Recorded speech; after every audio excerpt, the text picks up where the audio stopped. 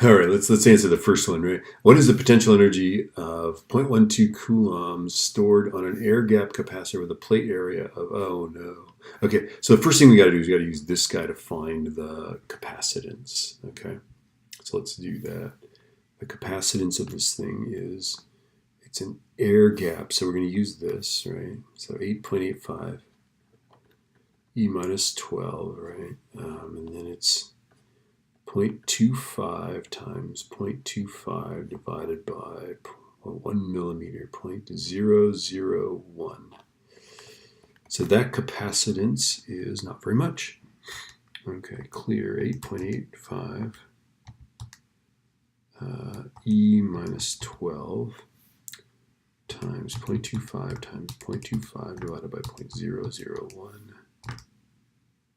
That is 5.53125 times 10 to the minus 10th farads, right? Now they don't even tell us the voltage on it, right? So we got to figure out the voltage. C is Q over V, so V is Q over C. So the voltage is 0.12 times 10 to the minus 6th coulombs divided by the capacitance.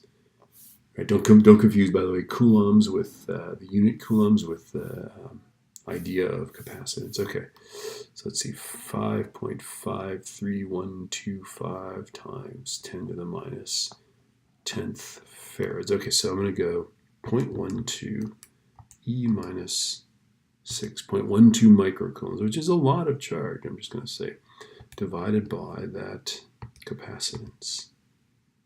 And that voltage is, well, that's a lot of voltage, 216.9 volts. Hopefully the capacitor can handle that. All right, so let's see, what are we doing? What are we doing? Oh, potential energy, which we're okay, so now we use 1/2 CV squared, right? So E is 1/2 CV squared, so the energy stored on there is going to be 1/2. Our capacitance is 5.53125. E minus 10. Okay, so that's going to make it small, but the voltage will make it big. So 216.9 squared. Okay, I've got it. 0.5 times that value. I just punched it in there times this value squared. This is a highly involved, oh, I got it right. Okay, so the energy is 1.3016 times 10 to the minus 5th joules. Not a lot of energy. All right. Okay. And then what happens to the potential energy if the plates are moved so they're 3 millimeters apart? Let's look at that. Okay, but I'm going to do that with a separate video.